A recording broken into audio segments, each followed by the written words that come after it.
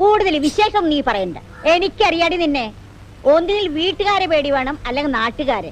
ധിക്കാരി, ഞാൻ മനസമാധാനത്തോടെ കിടന്നുറങ്ങിയിട്ട് എത്ര ദിവസമായിന്നറിയോ? നീ ഒരുത്തിയണ്ടി കാരണം. ഞാൻ എന്ത് ചെയ്തു അമ്മച്ചി പറയുന്നേ? നീ ഒന്നും ചെയ്തില്ലേ? ആട്ടിന്റെ കാലിന്റെ മുട്ട് ഞാൻ ഒടിക്കും. അഹങ്കാരി പെൺകുട്ടികളായാലേ നിലയ്ക്ക് നിക്കണം. നിലക്കില്ലാതെ ഞാൻ അമ്മച്ചിയുടെ തലയിലാണോ കയറിയിരിക്കുന്നത്? മിണ്ടി പോരുത് നീ. ഇങ്ങനെ ചീത്ത വിളിക്കാനാണോ അമ്മച്ചി എന്നെ തിരക്കിട്ട് ഇങ്ങോട്ട് വിളിച്ചു വരുത്തിയത്? ചീത്ത വിളിക്കല്ല, നിന്നെ കൊല്ലുക വേണ്ടത്. ആരാ കുഞ്ഞമ്മേ? അല്ല, ഞങ്ങളെ വീട്ടിൽ ഓരോ വിശേഷങ്ങൾ പറഞ്ഞിരിക്കായിരുന്നു മോളെ. ചവിട്ടുള്ള ഒരു പശുവിനോട് എന്റെ രണ്ടാമത്തെ മോൻ പറയാ നിന്നെ കൊല്ലുക വേണ്ടേന്ന്. അതിനെ പറ്റി പറഞ്ഞോണ്ടിരിക്കായിരുന്നു. മോൾക്ക് ഓർമ്മയില്ലേ ക്ലാരെ?